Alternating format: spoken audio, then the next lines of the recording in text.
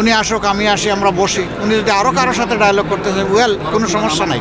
তা আমরা অপেক্ষায় আছি, আশা করি ওনারা ইতিবাচক সাড়া দেবেন। সমস্যা এত বড় ফাইল তৈরি করছে, তারপরে আল্লাহ যদি তৌফিক দেন প্রথম দিন থেকেই কাজ শুরু করবো এবং ফজরের নামাজের পর থেকে কাজ শুরু করবো। অনেক কাজ। এটা যারা গুলাগুলি করেছেন তাদের সংযত হওয়া উচিত। নির্বাচন হলো একটা ভদ্র প্রক্রিয়া, এটা হলো জনগণের রায়ের বিষয়, রায় জোর করে আদায় করা যায় না।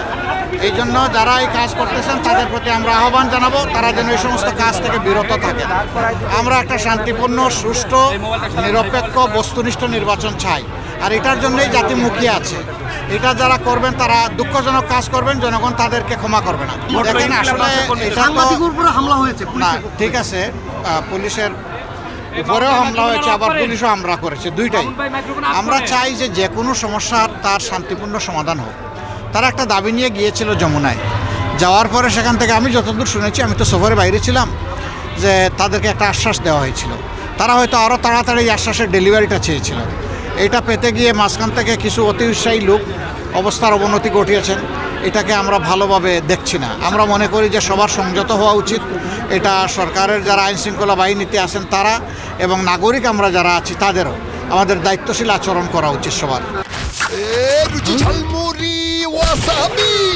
পাগল হয়ে যাবি।